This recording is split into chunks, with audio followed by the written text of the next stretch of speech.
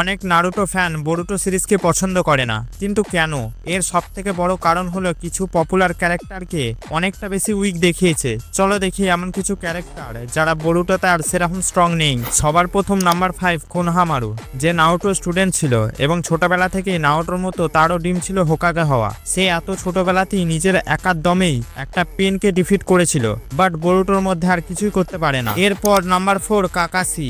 হ্যাঁ, এখনো স্ট্রং আছে, বাট জবে থেকে তার কাছ থেকে শারিঙ্গান গেছে, সে আর সেরকম স্ট্রং নেই। আর বোরুটোতে তার স্ক্রিন টাইমও কমিয়ে দিয়েছে। তারপর number 3 Sasuke and number 2 Naruto. নারুটোতে যে জিনিসটার জন্য ফ্যানেরা তাদের এত পছন্দ করত, সেটাই তাদের কাছে আর নেই।